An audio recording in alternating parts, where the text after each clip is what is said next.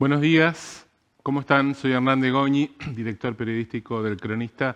Bienvenidos una vez más al CFO Summit.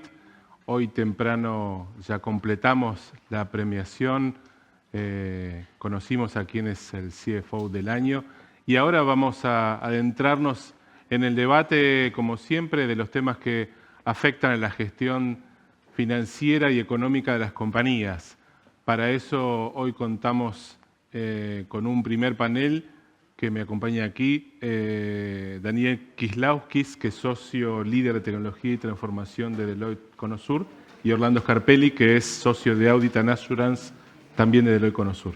Con ellos vamos a hablar de las tendencias ESG y por qué esto es una oportunidad para las empresas y qué preparación necesitan, ¿no es cierto? Bueno, a los dos gracias por acompañarnos. Gracias así que ¿les parece bien? Empecemos un poco por dar un marco, definir qué son las tendencias ESG, que hablamos de, por su sigla en inglés, de ambiente, digamos, cuestiones sociales y gobierno corporativo, ¿no? Environment, Social and Government. ¿Qué grado de adhesión hoy podemos decir que tienen dentro de la comunidad argentina, empresaria? Y bueno, después veremos un poco oportunidades y preparativos, ¿no? Bien, el tema de ESG, como vos decías, por sus siglas en inglés, abarca algo fuera de lo que estamos acostumbrados para las empresas. Antes siempre a la empresa la mirábamos como algo financiero, cuánto gana y cuánto retribuye al inversor. Hace un tiempo ya las diferentes inversores o los grupos de interés de las compañías empezaron a focalizarse en no solo cuánto gano, sino cómo lo gano. Y el cómo lo gano implica a quién impacto, ya sea al ambiente, cómo impacto en la sociedad donde voy y cómo estoy liderando la sociedad o cómo lidero este tema de llegar al resultado. Entonces, podemos decir que se está tornando de que los temas ESG en un momento eran una opción, algo que las compañías eran voluntario, pero algo se está tornando como algo necesario para el crecimiento, sobre todo apuntando al mediano o al largo plazo. Daniel, también esto es algo que uno antes veía como en las grandes empresas, y yo creo que, como decía Orlando, digo, es una agenda que va permeando, se va extendiendo, se va haciendo cada vez más visible como parte del negocio, ¿verdad? Ahí es donde yo creo que hay una oportunidad para que también uno perciba desde las compañías y el sector privado por qué esto es relevante y también entender por qué es relevante para los CFO, ¿no? Porque yo creo que hablamos también de que hay una oportunidad de generar una inversión con otro costo y otro retorno. Sí, a ver, hoy en la premiación yo lo escuché a Alejandro Calabró, ¿viste? Y él dijo, nuestra función que es tan castigada, ¿no? Él decía, ¿no? El privilegio que tenía, bueno, de la función, pero al mismo tiempo esos desafíos. Y esto es algo más en agenda. Vos fíjate que hoy tenés regulaciones europeas, locales, el Banco Central, que ya está pidiendo información, la SEC. Entonces, hoy el mundo de los CFO, que es el mundo que hoy nos toca, tiene que estar preparado para responder rápidamente esas necesidades. Y como dijo Orlando, ya no es una opción. Hoy lo hablábamos, ¿no? Antes de iniciar el panel, ¿no? Un inversor del extranjero está mirando. Claro. ¿Qué hacemos en esas temáticas? Entonces ya no es opcional. Y la verdad que como firma nosotros tenemos cada vez más demandas, ¿no? de empresas del exterior o empresas locales para avanzar con información. No quiere decir que el mercado es inmaduro, todo lo contrario. Tenemos muchas empresas que están trabajando en esto ya hace varios años, pero el posicionamiento en general, la información relacionada con ESG clara, precisa y auditable, sobre todo, y eso Orlando lo va a comentar, por qué es auditable, porque hay que demostrarlo, que es así, que invertimos en eso, es cada vez mayor. Y así como uno percibe que hay beneficios, ¿cuáles son ¿hay riesgos a corto plazo? Sí, y está atado en cierta forma al beneficio, porque lo que vemos, que mencionaba algo Daniel, es hay empresas que como no pueden captar estos datos o recopilar los datos ambientales, porque estamos acostumbrados a los datos financieros, como decíamos antes. Los datos ambientales, datos sociales, entonces muchas compañías están esperando a ver qué hace el competidor. Pero en ese tiempo se corre el riesgo de que el pionero que ya va informándose estas cuestiones pueda tener nuevas oportunidades de inversiones extranjeras, de tecnología, de reducción de costos. Hay un caso que conocemos de un cliente nuestro que empezando a ver consumo de agua, que uno puede decir eso es a largo plazo, la Argentina tiene mucha agua y demás, pero redujo un montón los costos porque cuando empezó a ver, había pequeñas pérdidas en su proceso productivo y entonces redujo los costos pensando no solo el impacto en el ambiente, sino internamente tienes una reducción de costos. ¿Argentina todavía predomina lo que llamamos la acción voluntaria o hay un criterio mandatario para ejercer este tipo de acciones? Todavía sigue siendo voluntario. El regulador argentino En otros países aclaremos que no. No. Por ejemplo, la Unión Europea ya tiene una regulación que entró en vigencia este año para las empresas públicas y las más grandes y que empiezan a reportar. Ya para diciembre de 2024 van a tener que hacer un informe y reportar sobre estas cuestiones, que es una normativa bastante intensa porque tiene como 110 puntos de focos que hay que revelar qué es lo que está haciendo la compañía, cómo está avanzando, cuál es su objetivo. Y eso, además, lo que decíamos es ¿qué le va a pedir a un tercero que asegure esa información?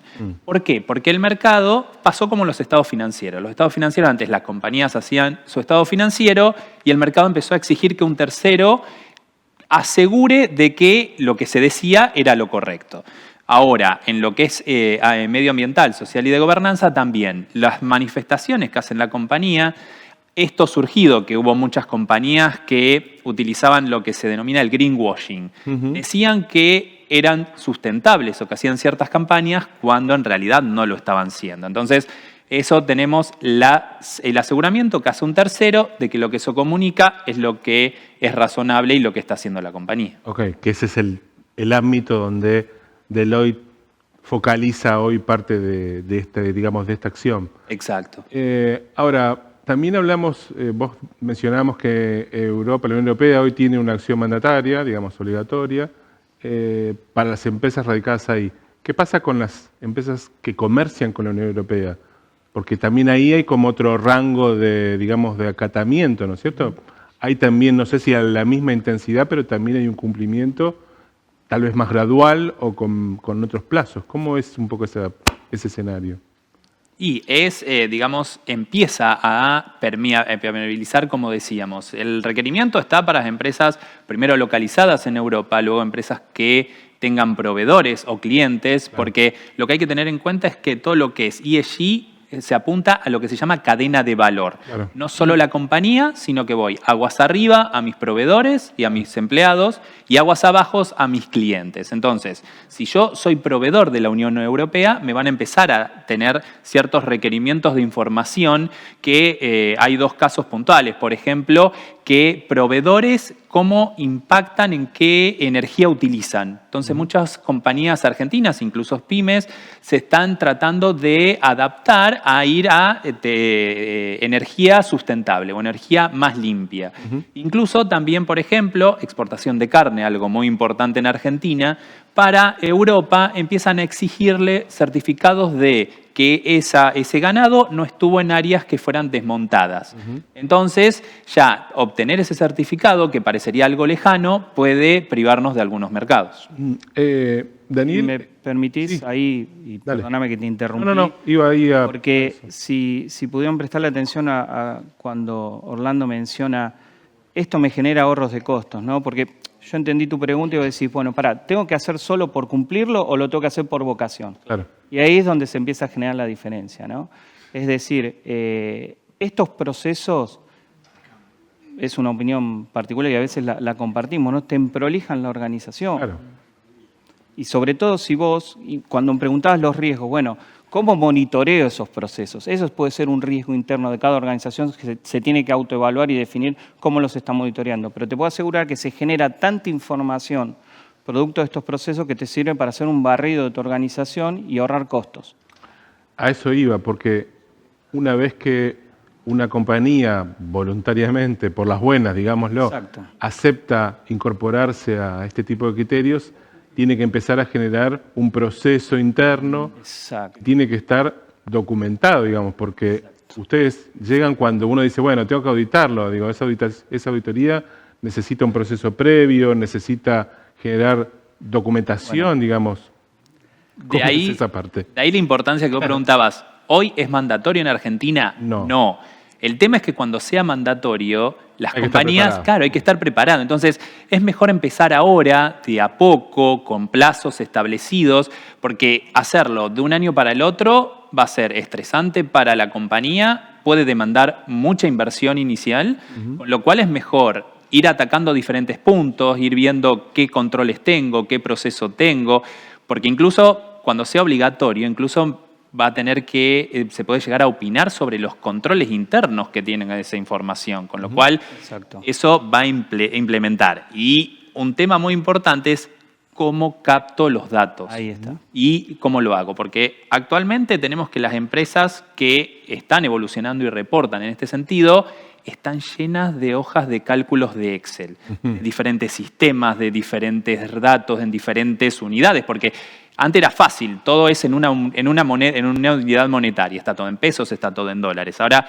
tenés diferentes medidas, diferentes unidades, cómo sumo, cómo las compatibilizo, cómo las recopilo, con lo cual es bueno empezar a verlo ahora. Y hay muchas veces que las inversiones hay que aprovechar las capacidades que ya tiene la compañía. Entonces, con poca inversión podemos explotar lo que tienen los sistemas internos. Ahí un poco en el juego, y por nuestras especializaciones, Orlando pide y nosotros de sistemas tratamos de resolver, ¿verdad? Entonces, en ese momento que vos mencionaste, bueno, llegamos para la auditoría, pero él dice, no, ojo que esto empieza antes. ¿Cómo preparo la información para ser susceptible de una auditoría, ¿no? Y ahí, que nosotros participamos mucho con ustedes, ¿viste? Cuando hablamos de la tecnología, si es aliado o desafío, ¿no? Y acá la tecnología termina siendo un aliado. Aliado, claramente. ¿Verdad? Y hoy seguro muchos de nuestros oyentes ya están trabajando en incorporar ya sea tecnología propia de su estructura actual, como hoy existen muchas plataformas colaborativas que yo las llamo que son accesibles en cuanto a costos, productos de inversiones tecnológicas, con adquirir estas plataformas que son en la nube, bueno, no quiero entrar en detalle, ¿no? Pero lo podemos hacer tranquilamente. Permiten capturar esa información, traquearla, ir a la fuente, ir a buscar ese dato financiero que es fácil de obtener porque está en tu sistema. Pero ayer lo hablamos con Orlando y hoy Orlando lo menciona. Y el dato que no es financiero, ¿cómo lo vas a buscar? Entonces ahí tenés que educar a tu educar a tu organización para que trabaje dentro de esas plataformas y que el proceso esté en la plataforma para ir a buscar ese dato. Entonces el CFO genera la información, la pone a disposición de los stakeholders, es auditable, es traqueable, hay evidencia de auditoría, que es lo que van a buscar ustedes, ¿verdad? Exacto. De alguna manera, vos sos un poco el que pone el menú y él es el que tiene que ver si está lista la comida, ¿va? Exacto. Porque... Y es el que se enoja si la comida no es rica. No, me imagino qué pasa cuando un cliente decís, bueno, debería llegar a tener esta cantidad de datos para poder certificar el proceso y esos datos no están. Exacto. Digamos, hay que salir a buscarlo, hay que generarle un proceso. ¿La contraparte en las compañías suele ser el CFO o es la organización ya completa, por decirlo así? Eso fue mutando, porque en un principio, cuando Era no más se le daba tan financiero. importancia... Claro, pero el tema es que en un principio, como era algo opcional, algo voluntario, Claro. se generó un área de sustentabilidad. Así es. Después se entendió de que la sustentabilidad no era un área, es transversal a toda la organización. Entonces, hay que involucrar a todas las partes, la parte de sistemas, como veíamos, la parte de recursos humanos, la parte de logística, la parte de manufactura. No es un sector separado, sino que se fue integrando. Y en el ámbito del CFO, lo que tenemos es que el CFO es uno de los principales transformadores de los datos de la organización en información utilizable y medible. Con lo cual, va a la orientación a que el CFO tenga una participación mucho más activa, porque va a entender lo financiero con lo no financiero y ver cómo planificar a futuro en la organización. Exacto. Y te agrego más, no nos olvidemos que hoy las organizaciones desarrollan productos pensando en sustentabilidad. Y eso tiene un impacto no solo en el producto en sí mismo, sino en la venta, sino en la captura del cliente, que es parte del proceso de venta, y en la captura del empleado, ¿no? En la fidelidad del empleado. Entonces tiene un impacto cultural enorme. Entonces, esas estructuras que empezaron colgando de algún CFO, de alguna gerencia de administración y finanzas, hoy se integraron, crecieron, intervienen en un montón de procesos, como los comenté recién, ¿no? Desarrollo de productos, en temas de inversión, aparecen ellos y opinan. Entonces, hoy ese sector de la organización está creciendo y se está reposicionando hacia arriba, ¿no? Incluso hay un puesto que está empezando a aparecer que tiene que ver con lo que decíamos, es el gerente del data management de la organización, porque cada vez tenés más datos y tenés que usar herramientas porque humanamente no se pueden procesar la cantidad de datos que hay, cómo darle un sentido a esos datos, cómo analizar tendencias, encima en un ambiente totalmente en evolución. ¿Qué es lo que yo medí el año pasado? Puede ser distinto a lo que yo estoy midiendo este año o cómo lo estoy midiendo, pero no quiere decir de que el número se haya reducido o aumentado, sino que yo estoy mejorando la calidad del dato que estoy usando. ¿Esos datos o esas evidencias tienen que conservarse? O sea, esto es un proceso, digamos, me imagino que uno dice, bueno, en definitiva termina generando un Excel, por decirlo, o una planilla, pero cuando uno tiene, por decirlo así, la compañía tiene procesos físicos, digamos, de repente, no sé, algo que esté más vinculado a una acción de cultivo. ¿Cuánto tiempo tienen que estar esos datos conservados o en custodia? ¿Hay que preservarlos? ¿Es así también? Sí, tiene la misma rigurosidad que cualquier registro del estado financiero, digamos. Okay. Eso va a ser asegurado por un tercero y cualquier inversor puede solicitar esa información, incluso los reguladores. En cierta forma, tenemos reguladores americanos, reguladores europeos que no solo participan en la revisión de los papeles del auditor o del asegurador, sino que también de los papeles propios de la compañía, con lo cual también hay que pensar en dónde voy a guardarlo, el reservorio de toda esta información. También es un tema. Claro. Hablamos al pasar, pero también hay beneficios financieros, claramente, ¿no? Vos lo decías en términos de costo, pero también en términos de oportunidades de ser receptor de inversiones. Digo, me parece que las compañías que hoy tienen reportes de ESG también tienen otra posibilidad de acceder al mercado. Esto creo que es visible tanto para una empresa grande como chica, ¿no es cierto? Eso es así. Exacto, sí. Incluso en una encuesta reciente que hizo nuestra firma, el 80% de los inversores institucionales, que es a los que más fácil tienen acceso a los mercados extranjeros, solicitan el informe de sustentabilidad de las compañías antes de invertir, con lo cual, ese informe, si no está acompañado de un informe de aseguramiento, ya le restan puntos por no tener el aseguramiento. No es que está diciendo que la información sea errónea o no sea válida, sino que con el aseguramiento incluso suma más puntos. Entonces, se pueden perder muchas oportunidades. O incluso las entidades financieras están promocionando tasas beneficiales con respecto de si lo voy a destinar a un proyecto verde, que la tasa sea menor a una tasa para otro tipo de proyectos. Les pregunto para ir cerrando, digamos, para tomar un tema del día y la coyuntura también. Hoy probablemente la Argentina se desacople de los que estamos hablando como objetivos de preservación de la agenda del cambio climático, contra el cambio climático. Y mi pregunta es, si creen que el sector privado de alguna manera, digamos, va a mantener esta tendencia por su propio beneficio más allá de lo que hagan un Estado o una organización, un organismo internacional como la ONU. A ver, particularmente yo creo que sí, que lo van a mantener porque, de nuevo, se genera una cultura dentro de la organización. Ya hoy vos visitás a nuestros clientes, nuestra firma también tiene esa cultura, entonces eso ya forma parte del ADN de las compañías.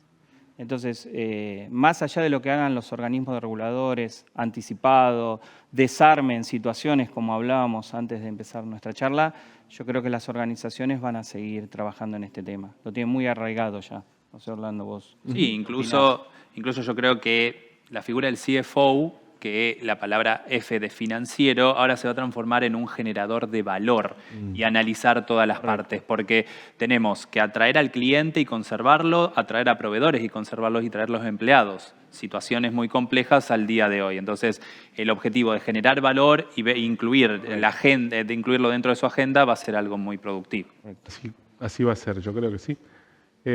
Daniel Kislowski, socio líder de tecnología y transformación de Deloitte Conosur, y Orlando Scarpelli, que es socio de Audit and Assurance de Deloitte Conosur. Gracias por haber compartido un placer, esta gracias charla. a ustedes. Un placer. Arrancando ya nuestro CFO. Gracias. Muchas gracias. Con presencia, como se escucha, ¿verdad? Bueno, no se vayan que ya continuamos con nuestra agenda intensa del CFO Summit de hoy. Gracias.